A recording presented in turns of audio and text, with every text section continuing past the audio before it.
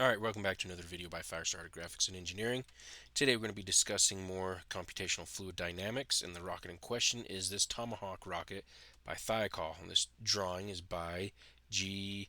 Harry Stein. Now, he's written a few amateur rocket books which are really good. We've discussed other ways of, like for example, the TR11 report that I discussed in a few videos back of how to find your drag force. He actually uses not a drag force, a coefficient of drag, and he uses coefficient drag, a default value of 0.75, and then plugs it into his equations of how do you find burnout velocity, how do you find your height, how do you find this, this, and this. But he uses a default value just to give the example. Now you could follow his method and plug in your correct value and get more accurate results. I don't remember the name of his book, but just Google his name and you'll see one of the books that he's written. I think it came out in the 60s, but I could be wrong. Anyways, I've recorded this video about 6 times today and I keep messing up, so let's hope and pray that this is the final version. So 6 is a factor of 3, third time's the charm, but this is just the second version of it. So anyway, okay. So this is the rocket in question. As I said, it's a Tomahawk. It's 200 inches in length. It's 16 feet. It's a big rocket. It is. I've seen it in person. I actually live about a half hour from here, and they have a place called the Rocket Gardens where they have a lot of their stuff on display, including one of the uh, on the space shuttle, that big orange tank that held the fuel. I guess it's just a fuel tank. They have one of those on display, a couple of the boosters, and a lot of other stuff because they make all the rocket engines for them. And I only live, I don't know, 25 minutes, half hour from there. So I've seen this one in person. It's pretty cool. So I went ahead and designed it. Well, I can't say designed it, but threw it together in Ondsel. Except, let's go back to the drawing. Notice, actually, no, they're airfoiled. They're they're a little bit rounded. Yeah, I thought they were flat. Sorry. In this drawing, it shows a little bit flat, but they are airfoiled. So for the fin can, I let's come over here. Made them airfoiled, and it works really well with the CFD. It's pretty nice. I've done both tests, and the number is different for the coefficient of drag. Not a lot, but it's different. It's kind of cool to see the difference. Be like, oh wow, that's what an airfoil does, and how much drag it actually reduces. So, okay, kind of cool. So, anyways, we put it together. Now, I went ahead and followed my other videos, and made a whole CFD case, but I only did a few things different. So, let's go over those, and then we'll talk about the 3 general rule of thumbs for this example of what we call an open far field. This time, we are not using an inlet and an outlet, we're using all open. So, let's go ahead and open up. Which one do I want to open? Let's go with this one. Both of them are the same. However, some people prefer to use cylinders for their volume refinements versus rectangular prisms. But it's the same method, same everything, it's just what you prefer. Now you'll notice that I have more volume refinements on this, and that is true. You need a lot more because the first general rule of thumb is that your flow domain should be 10 times the size of your rocket. Since that's a 5-meter rocket, this is a 50-meter cube. It's a big cube. Now, what is going on is as the air and the fluid is flowing through this big cube, there's a lot of changes that happen around that rocket, and we want to capture those.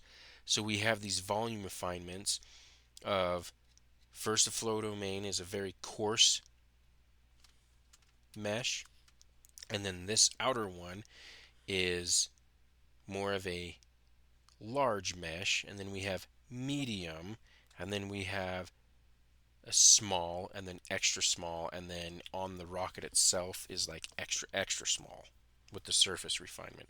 And that way it can capture all of the behavior of the fluid as it passes through, because that's such a huge flow domain that we need this mesh to be kind of tapered down so they can capture things.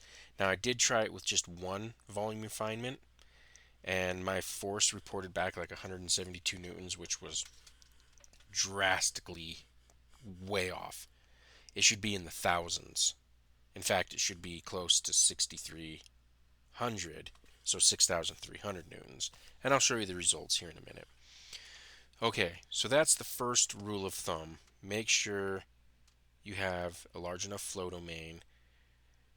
And then the second rule of thumb is these have four volume refinements. But there is a method to how big these should be. So if we look at the first one, the radius is about 1 meter. I'm just going to call it 1 meter just to keep it easy. So this is pretty tight around the rocket. And then we move to the next one that's just a little bit outside of it. And notice it's double. So it's 2 meters. And you guessed it, the next one's going to be 4 meters for the radius. Remember, this is radius. And the last one will be 8 meters for the radius. Now, if you're using the rectangular method, remember the first one would be 1 meter. So that means it's a radius from center to the edge. So it would be a 2 meter by 2 meter cube, and however long it needs to be. So that's why some people like the cylinders, because it's only two values put in, the radius and the length. With these rectangular prisms, you have to put in the length, width, excuse me, and the height. So, but pick your poison, it doesn't really matter. Okay, so that's the second rule of thumb, is the volume refinement size. Okay, now let's talk about the mesh refinement size for each of these. So like I said, you want to, I'm going to go use mine real quick. Let's go to this one. On the compound mesh or the flow domain mesh, you want that to be your largest size. Now originally I started out at 1 meter because I'm thinking, 1 meter is pretty big. And if you do the math, 1 meter cell by 50 by 50 cube gives you a lot of cells. And at first I counted, I was like, okay, that's not too many. It's doable. But the issue is with these refinements and the surface refinement, it jumped me up to about 2.3 million cells, which my computer can handle.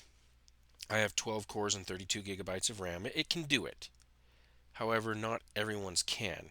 So for engineering applications and aerodynamic applications, we like to try to keep it between 1 million cells to maybe 1.5 million. That's still a lot, but if you can do lower than 1, that would be great. And in fact, this case, we got 348,000 and we get accurate results. So I bumped it up to 2 meters, and like I said, it went from like 2.5 million down to 350,000, and I was worried that, oh man, it's not going to work, but it did.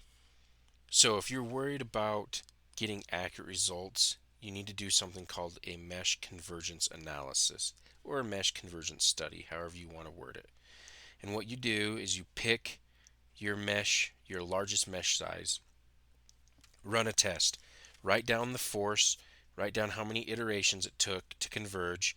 And what I mean by that, as soon as you see the force level out for about 100 iterations, go ahead and stop it, because it should be fine after that. And then calculate how long it took to do that. And then change the largest mesh size, which is your flow domain, change it a little bit smaller, and then run it again. And keep doing this until your force converges to a number, but your computational time is not increasing too much. So it's trying to find that perfect balance. So that leads to the last rule of thumb. Okay, so our compound mesh is 2 meters or whatever we set it to. What do we need to set the volume refinements to and the surface to? Well, these are the ones that I like to use, and so far it has not steered me wrong. So, the furthest refinement away from the rocket, I set it to do a element size of 0.5. I think of this as 50%, so it's reduced by 50%. This is the way I think of it. I could be completely wrong, but it works for my brain. So, that means it's going to be 1 meter cells all the way around this, right? It's hard to click right here. This wireframe one that I have clicked. So, okay. So just remember that number, a half. Write that down as your first volume refinement. Then the next one would be, in my mind, I see 75% reduction. And that's what I do next. Okay. And then the next one is a 90% reduction. And then the last one is a 95% reduction. And then the surface is a 99% reduction. For example, if you were to multiply 2,000 millimeters or 2 meters by this number, you get 20, so 20 millimeters for the surface refinement. And then we want that to be 50 millimeters of thickness. So if we go back to the volume refinement, this one, and we take our trusty calculator and our cell phone and do 2000 times that by 0.05, we get 100 millimeters. So these are the numbers that I like to use, and so far they have worked really well, at least with 2000 millimeters. Now, like I said, with 1 meter for the larger flow domain, it worked, but my cell count was pretty dang high. And the computational time was another, I don't know, 2 hours. And the difference between the end result was about 1%. So you want to try to get it between, I think it's 5% for engineering applications with your convergence. So if you have a really high cell count, you're like, okay, I'm going to just kind of make that mesh a little bit bigger. And then at the end, you start converging. If you have a number that's within 5%, I want to say it's 5%. Please do not quote me on that. I could be wrong. I need to look that up again.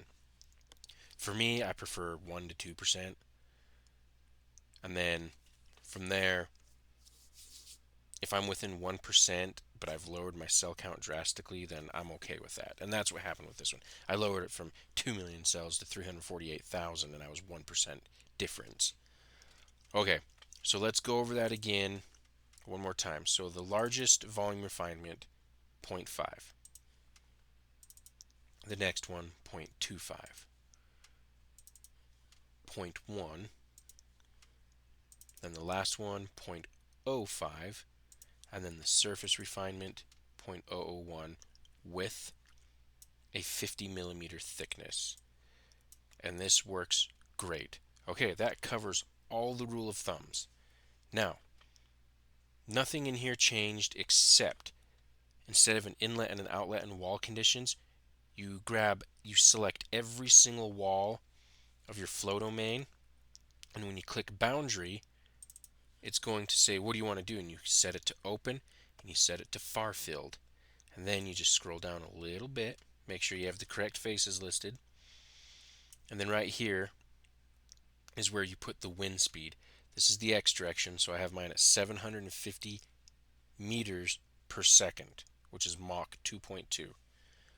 Okay, so now that you know your wind speed, you can go in and find your dynamic pressure and input that into the reporting function right here, which is 35.2 kilopascals.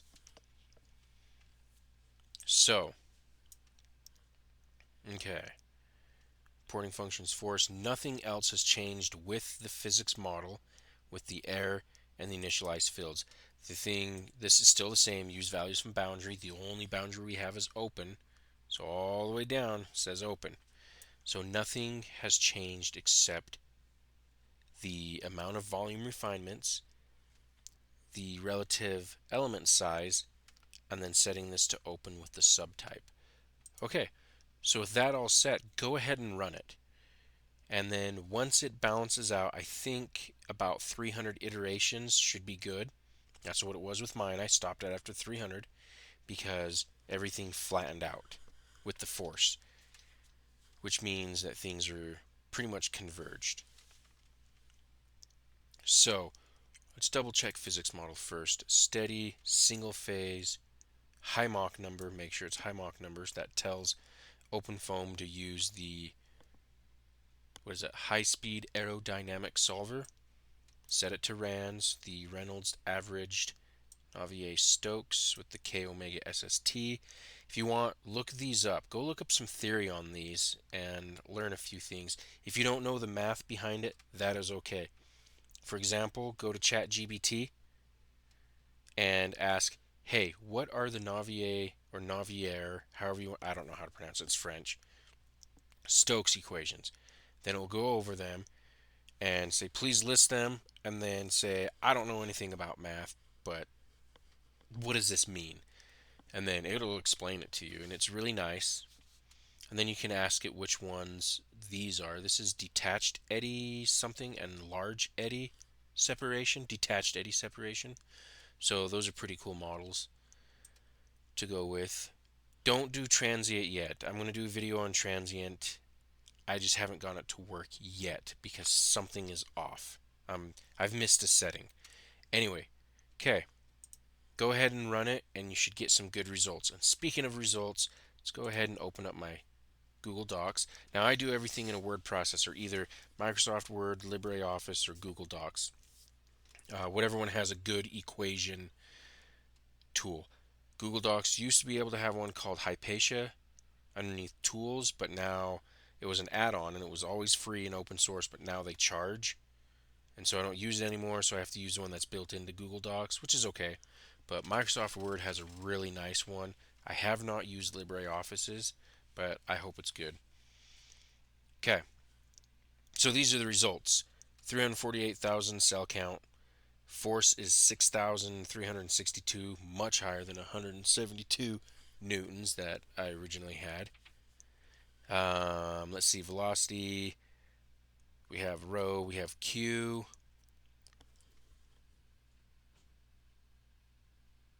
I don't know if my q's right. I might be missing a decimal. No, I think that's correct. I actually might have it wrong in the CFD. So double check q. Like, double check that. Okay, then you put it in here. Actually, I have it correct right here because this is dependent in this to give me the 0.44, which is spot on with what OpenRocket says. So therefore, it's wrong. I missed the decimal in my explanation. It needs to be, instead of 35.2, should be 352 kilopascals. Okay. Anyways, I'm glad I caught that. So you can see a picture here of what everything looks like all set up, but then in pair view, you can see the shock waves of the pressure. I changed the colors a little bit, and you all know how to do that. So this is the final results. Pretty nifty. So, pretty cool. Now sometimes people don't like the graph paper behind it, and you can just delete it and stuff, but it depends on. I just do this so if I use the Windows. Oh crap, that was the GIF recorder. I don't want that. The snipping tool. You know, I can hit new and just do that. Now I have something I can paste into a forum and show my results, or paste into a report. You know, something kind of nifty. Anyways, perfect. Thank you for watching. I hope you learned something, and I hope it wasn't too boring. And good luck, and keep going with the CFD. It's a lot of fun, and just keep learning. I'm going to keep making videos on using CFD. The next one I want to do, hopefully, is about transient settings, because I tried doing a transient with LES, and in pair view, and the forces, something went wrong because it reported no force, and it was just weird stuff. So I've got to figure it all out. Anyways, let's see. I covered everything. Yep. Thank you for watching, and happy rocketing and CFD. Sure, sounds good. Anyways, take care, guys.